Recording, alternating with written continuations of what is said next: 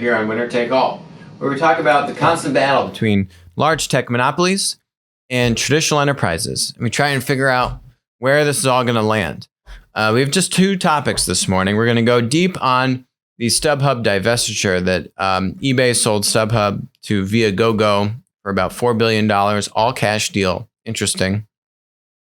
And that's where we're going to start. And we're going to go somewhat deep into this. So the background is that Elliott Management, the activist investor hedge fund, which has also been an activist in AT&T and other companies of late, they have, I think, a mid to late 30-year-old portfolio manager who has led the charge on these activist investor deals with both eBay and AT&T.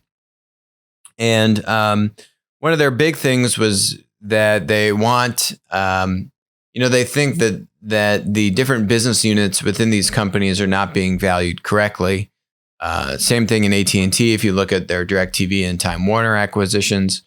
And the same argument was kind of being applied to eBay, particularly if you look at things like StubHub. And so they were basically saying, hey, we want you to sell eBay. I want you to look at selling off StubHub. We don't see enough growth in StubHub. It's not being valued properly. It's not core to the company's business. All these kinds of things. Devin Wenig, the now former CEO, who was CEO at the time and had been CEO for 7 or 8 years. He had been with the company for a long time. He left. He left earlier this year. He was also on the board of GM. And I think the guy was doing a pretty good job at eBay. The stock price and the investors would certainly beg to disagree with that point. But Devin did not agree with Elliott's plans. And he said, look, I think it's better if we part ways amicably. And he stepped down as CEO. He didn't want to fight it. A few months later, they had an interim CEO and they are now selling StubHub. Who are they selling StubHub to? Ironically, the same guy that started StubHub, this guy named Eric Baker. And apparently the story is that he started StubHub in business school, and he was a co-founder of StubHub. He didn't carry on, and he wasn't actively at StubHub when it was acquired in 2007. I think it was acquired in 2007 for $310 million by eBay. So it's a pretty good return, right? They bought it for $310 million. They are selling it for $4 billion. Not a bad 12-year return. Eric, meanwhile, started this company called Viagogo in 2005. StubHub was acquired in 2007. He started Viagogo in 2005, primarily to take the similar business model of StubHub and expand that abroad and go to Europe and go outside of the United States. And so it says here they've raised $65 million. Eric has said publicly that the business is profitable. And so it's very surprising to me that they were able to raise $4 billion in cash to go buy StubHub. But I presume that they have a profitable business, hopefully good growth behind that business. And we're then able to go get some, I'm sure there's a lot of debt behind this acquisition, but some debt, maybe some equity, I don't know, probably just a lot of debt. And they were able to go and make this acquisition of StubHub. So, I think there's two things to dig into here. One is $4 billion a good price? Here's a good chart showing StubHub's GMV and revenue. So you can see it's lumpy, which is cyclical and seasonal in nature, but it's also kind of trending downward. And so that was, hey, we have sluggish growth in StubHub. What do we do? It kind of seems that it's hit a wall. Let's sell the business, right? Devin differed. I think Devin had some plans about how they could reinvigorate the StubHub business. And, but doing over $4 billion in annual GMV. So what's interesting is the multiple. That's basically a 1x GMV multiple. From a revenue standpoint, they're a little under 4x revenue multiple. Those are actually somewhat low multiples on the business. And so I don't think that this is a great deal. I think they wanted to sell the business. This happened in a pretty accelerated timeline. In September, he stepped down. It's December. They sell the business in 3 months. You sell a $4 billion business in 3 months. I mean, literally, the guy must have stepped down. The interim CEO came in, must have hired a broker right away and started a process to sell the business. Clearly, that's what Elliott Management wanted. I don't think they got the best deal for the money on this. A 1x GMV multiple just seems very low when you look at other comparables for other marketplace-driven businesses. You can normally expect to see at least 2 to sometimes 5x GMV. It all depends on what the take rate is and obviously is it profitable or not, and what do the economics of the business look like. Not all GMV is made the same, but 1x is definitely on the low end of the market, especially given StubHub's dominance in the space. There are some smaller, like Broadway focused kind of like marketplaces that have gotten, maybe $20 or $30 million here or there. But there's a couple steps missing here, right? Unless the business is actually losing a lot of money, which I don't think it is. Why are you selling it at a 1x GMV multiple? That seems kind of odd. That's point number one. Point number two, and I don't know if this was on the table, but the thing that eBay has always struggled for in whether it's their traditional marketplace, or I'd say even if it's with StubHub, is that eBay touts itself on only being a marketplace in the sense that they don't compete with their sellers. And if you remember, Jeff Bezos had called out eBay in their annual shareholder letter that came out in like April of 2019. And Jeff Bezos was knocking how fast Amazon's growth has been, marketplace growth compared to eBay's. So then Devin Wenig responded to Jeff Bezos. So while I appreciate the ink dedicated to eBay from the CEO of the company, not focused on competition, I think I'll dedicate my letter to customers, purpose, and strategy. We don't compete with our sellers. We don't bundle endless services to create barriers to competition. Those last two parts of this, that's very key to the eBay thinking, at least at the time. eBay isn't being a one-piece seller like Amazon, right? They're not creating their own white label products. They're not, as we've spoken about, saying, hey, you're a third-party seller. Give me your purchase order for these items so I can verify that they're legitimate. And then I'm going to go directly to the manufacturer in China and cut you out. Yeah, that's not cool. But Amazon actually has been doing that a myriad of times. I'm sure they're trying to clamp down on that, not do that anymore because they've gotten into trouble for a number of reasons on that. eBay does not compete with their third-party sellers. eBay is not acting as a one-piece seller. So similarly, if you look at the ticket industry and you look at a Ticketmaster, for example, Ticketmaster has all these lockup deals with all of the venues and the establishments, right?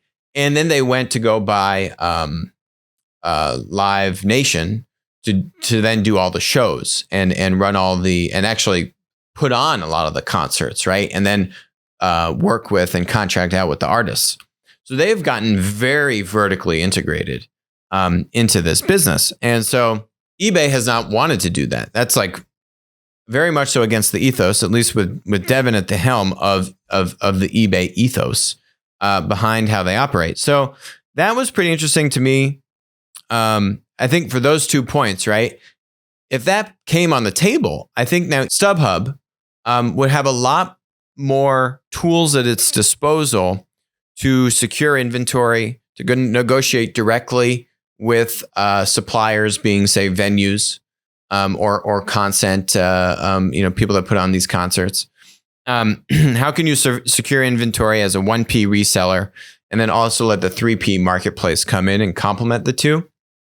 But if eBay and StubHub don't want to put their balance sheet, don't want to compete, it's two things, right? Like you're putting your balance sheet at risk, but there's also some upside. Amazon doesn't really use it so much for the upside. They really make the margin on the 3P marketplace, but they use the 1P, the white label brands to just make sure that they are driving immense value to the customer, and it's kind of break even, that business. But then they make their money on the marketplace.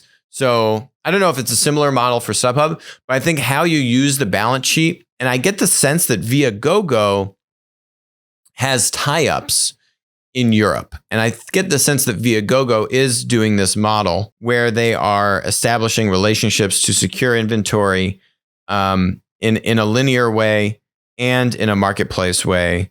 I know they have a number of tie-ups abroad where their business is based. So I think if Viagogo brings that hybrid kind of linear marketplace model to StubHub, I think that's a big win. There's obviously other things that I'm sure Eric Baker has up his sleeve to come back to the US and merge these two things. I don't think there's as much, maybe there's some customer overlap, right? If you're operating in Europe, those network effects are pretty kind of localized, at least in a country or a region. You don't necessarily have a lot of customers and suppliers that are now cross, country between Europe and the US. Maybe some on the supply side. But on the demand side, it's probably pretty compartmentalized, from a geography standpoint. So I think eBay, they had a lot of pressure from the investors. They could have gotten more money, but maybe there's just a limited amount of people that were interested in buying the business. Viagogo, being a smaller company, definitely coming up with a lot of money to buy this business. Certainly a lot of debt involved.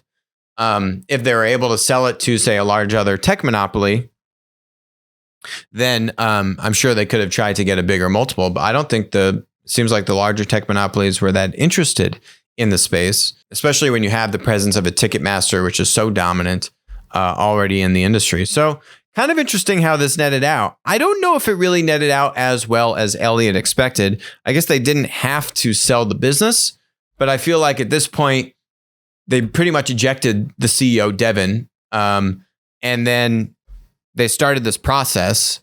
They became an activist investor pretty much on the premise that eBay should divest its assets like StubHub. And then if you go through the process and the results don't come back, say, as good as you hoped, but you still got a pretty decent result, yeah, you're probably going to take it. So honestly, I think it's a good win for Viagogo. It's so-so for eBay.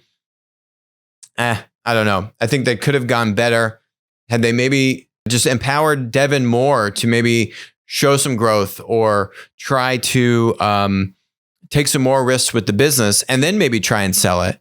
But because it was kind of the revenue or the GMV was stagnant and possibly slightly declining, that obviously didn't help the sale either.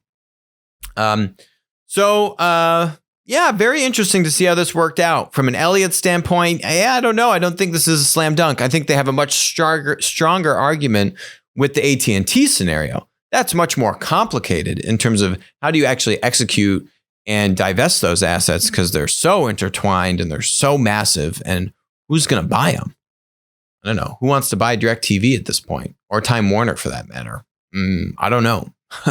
That was $100 billion for Time Warner. And I think like $60 billion for DirecTV. No one's paying $60 billion for DirecTV anymore.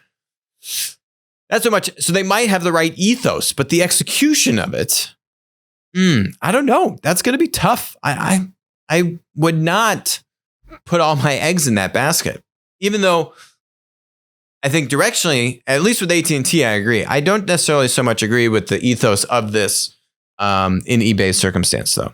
So the last thing here is about fake it till you make it.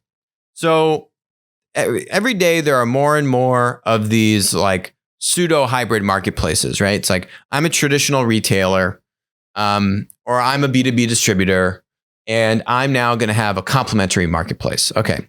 Complementary marketplaces are a sham. They are nice because they allow you to say that you are doing a marketplace. What's a complementary marketplace? It's like if you are selling food, and then you say, well, I'm going to go sell clothes. Complementary, right? Non-competitive. And it might be a nice way to dip your toe into marketplace. So there's a company in England, a grocery store in England called Sainsbury's. They bought a textile. They bought basically like a clothing department store a few years ago, and they rolled these two things together. So now they're both grocery. It's kind of like Target, right? Or Walmart. You kind of put the two things together. So when you start doing solely complementary products, it's a very slippery slope, because what your tendency is to do is to say, how do I go build supply from large other, say, traditional clothing retailers? And let me go get other large retailers like myself and say, hey, we're not competitive. We sell complementary things. I sell food. You sell clothes. Let's partner up. And sounds great. Here's the problem when you partner with a large retailer or a large distributor in an adjacent industry. You're cheating the whole process. You don't get any economics. So you might get their product and you might get their inventory, but can you command a take rate on that inventory? Will a multi-billion-dollar clothing department store company give you 10 to 15% of revenue of the sale to you, the marketplace? Absolutely not. There's zero chance that they will ever do that.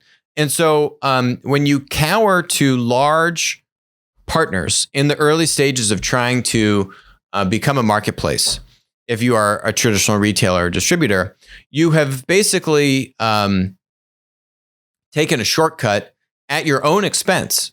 You might be able to have a press release that says, hey, look, we just did this big partnership. We have 300,000 new SKUs of inventory of clothes that we can sell to our customers. You are missing the pain of what it takes to build a true marketplace. Because the key is to start bottom up. When you start with small suppliers and the small fragmented supply, you're able to get leverage, because the whole point is that I'm able to go to alternate sources of supply, i.e. small retailers. Like if you look at how Farfetch started for luxury goods, they started, one of their first suppliers in New York City is this really hip, chic retail store called Patron of the New. Okay. If anyone likes to buy really luxury kind of hip clothing, go look at Patron of the New. They've got a nice store in Soho. And Patron of the New is one of the first stores to join Farfetch. They've been working with Farfetch for many, many, many years. And so that's a great example. They do have very limited inventory, very exclusive inventory from Dior and all these crazy brands. But the marketplace starts small. You find the small suppliers that will happily say, yeah, I'll pay you 10 or 15%, or I will agree to join a marketplace where the take rate is not in a contract. And basically the marketplace can change the take rate.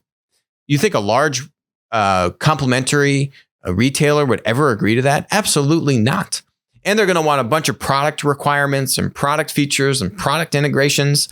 And it's going to take you forever to build that product, 6 to 12 months to build that product. You want to stand up a marketplace where you can get suppliers on in a matter of weeks or days. And so how do you do these hacks, right? Because you can go get small suppliers, and that's really the best way to start. So when you start as a complementary marketplace and you do these large partnerships, that's a road I would not recommend going down. If you do a complementary marketplace, you should start from the bottom up. How do I get small fragmented supply, the mom and pops? And you start there, because if you can start there and you can make that business work there, then you can make that business work certainly as you scale with the larger players. And once you get to the larger players, both the larger customers that have higher expectations of product and experience, and the larger suppliers who have a higher expectation of product and experience, your platform has now enough maturity, product market fit, and throughput and capability that you can both meet their expectations and you have leverage on economics, which means that you can actually make a decent margin. The best and truest way to try and start a marketplace, if you are an existing retailer or distributor, is to start in your own backyard. How do you disrupt yourself? And the funny thing is, if you are a large distributor or retailer, many times that marketplace, if you are starting bottom up, is actually working with customers or suppliers that aren't that competitive with you, that might actually be accretive, because you might be finding customers that your existing business doesn't cater to that well today. And you want to try and find these pockets of underserved markets, both on the customer and the supplier side, and try and cater to them. Now, Then you say, well, okay, I have my existing website, my existing e-commerce experience. I want to show other complementary products on that website. How do I do that? So if you remember Jet.com, which Walmart bought in 2016 for $3.3 billion, which is going quite fantastically for Mark, one of the founder and CEO of Jet, and Doug, CEO of Walmart. They're doing very, very well. But what Jet had to do, one of the early hacks that Jet had to do, they had to post a lot of inventory. They didn't have this inventory. They didn't have business. They didn't have demand. So how do you launch a marketplace and how do you get this engine going, that chicken and egg problem, when you don't have demand and you can't convince suppliers and you can't go to all these small third-party sellers and say, hey, post your products on my site and do fulfillment for me and all these kinds of things. So in the early days of Jet was buying products, would post products on their website so you could go on Jet and buy it. And then they would buy it. You would buy it as the customer. And then the Jet fulfillment people will go to Amazon and buy it on Amazon. And then sometimes have it fulfilled directly to you from Amazon. But you'd still get the product. But you were getting it from Jet, and they would certainly not make any money, or they would lose money on that order. But the point was that they needed to get the engine going. And the problem is that if you are if you make the supply the dependency in the early days of getting your marketplace going, whether you're building it as a marketplace separate from the core business, not branded with the core business, or whether you're showing that marketplace and the inventory on the core business's e-commerce site, right? If you are putting supply as the dependency, you're not going to win. You're not going to get enough product catalog growth. You're not going to get enough throughput, enough competitiveness in the marketplace to compete with the experience that customers already have. This is particularly applicable in the retail segment. B2B distribution is a little bit farther behind. But that's where this ethos goes of fake it till you make it, which is if you don't want to make suppliers a dependency, then you need to fake it till you make it. And what does that mean? That means you need to show inventory that you don't have, or that suppliers haven't necessarily listed explicitly on your site, or you're showing a price you don't really know you can fulfill it at, but you feel pretty confident that you can fulfill it at that price. And the platform is going to make the customer whole, because you're going to say, well, maybe this price I showed, maybe I did lose a little bit of money. Okay, but I'm going to eat it because I need to get this hamster wheel going, right? I need to play the chicken and egg game. I need to solve for demand first. And I need to get enough demand that I can now open up to third-party sellers. Now, this is back to the complementary product dilemma. Because if you're only opening up complementary inventory, if you're the grocery company, now let's pick another example. Let's say you're an electronic retailer, or you're a furniture company, or pick any industry, right? And you're saying, I'm going to go into a complementary vertical, which means that the customers coming to your site, only a portion of them are going to be looking for that complementary product, right? If I'm going to Best Buy, I'm going to buy electronics. If I'm going to Macy's, I'm expecting to buy clothing. So let's say Macy's goes to Best Buy. It says, let's do a partnership so that my customers can buy electronics from Best Buy on Macy's. Okay. If you wanted to really juice demand in what I was just talking about, okay, some people that are buying clothes on Macy's might look for electronics, but probably most people that want to buy an electronic are going to go to Best Buy or Amazon directly, or something like that. You get the point, right? You're not having a one-to-one relationship. Every customer coming to Macy's wants to buy electronics. So the amount of throughput that you can provide to these complementary sellers is limited. That's my point. You want to provide a lot of throughput very quickly to third-party sellers. That's where you need to disrupt yourself. That's where you need to say, I'm going to let my internal buyers, just using Macy's as an example here, I'm going to let my internal buyers, could be Macy's, could be Target, Walmart is doing this, compete with third-party sellers, which means the inventory that I'm posting for clothing on my website could also be fulfilled or sold by a third-party seller. The same exact products that I have now bought and put onto my balance sheet.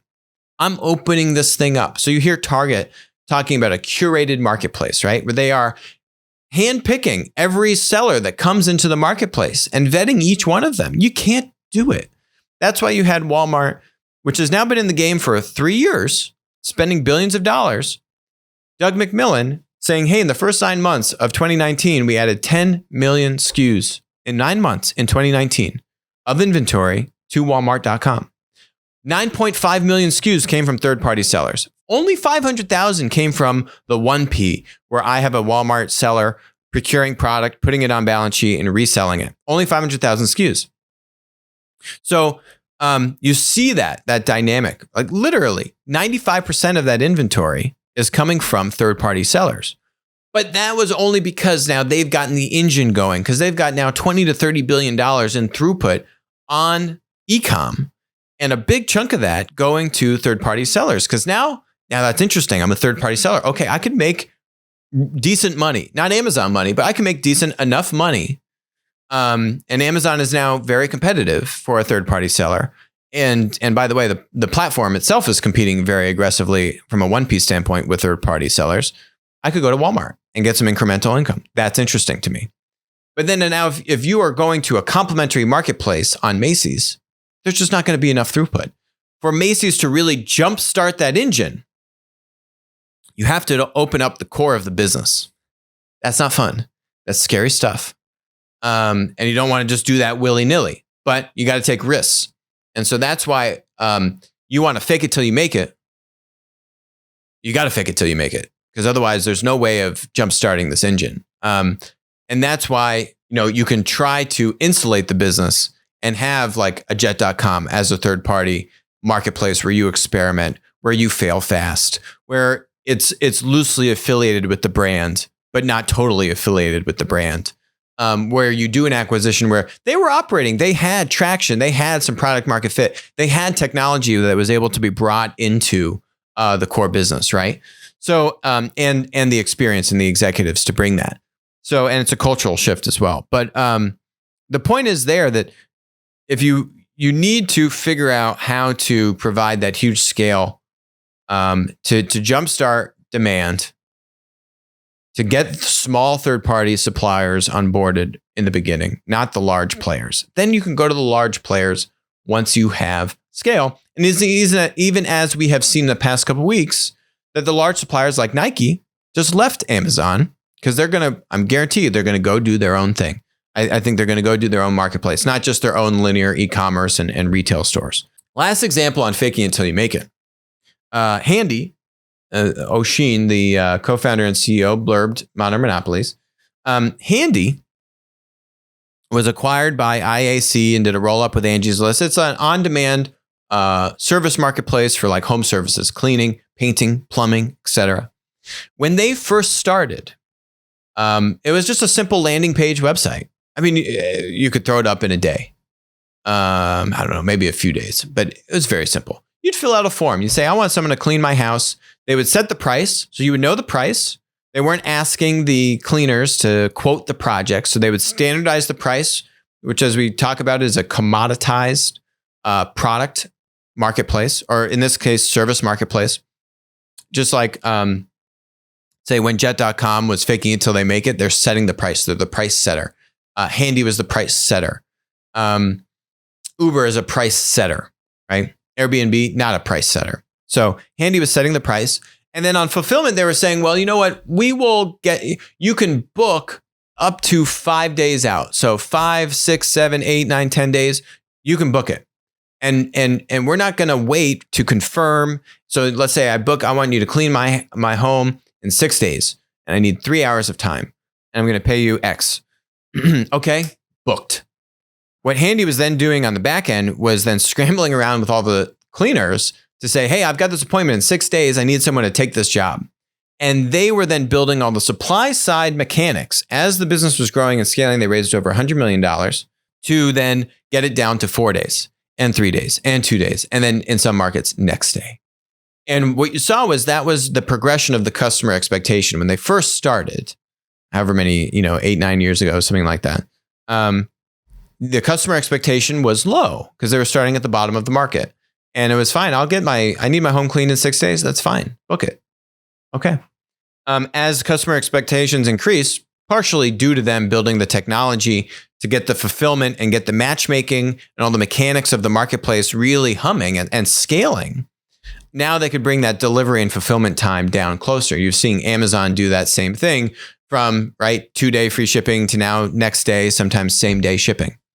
So as the marketplace scales and you can then more closely align the demand and supply side, then you can bring that fulfillment time down and deliver a better, delightful, more delightful customer experience. But you've kind of, at some point in the game, you've got to put something out there. You're not always going to get it right. Did Handy always deliver on a 5-day fulfillment timeline? No, they still have issues. Does Amazon always deliver? No. But what you do is you put the controls in to make sure the customer is happy, where Amazon has these free returns. Handy is trying to do the same thing, although it's a little bit tougher in their industry.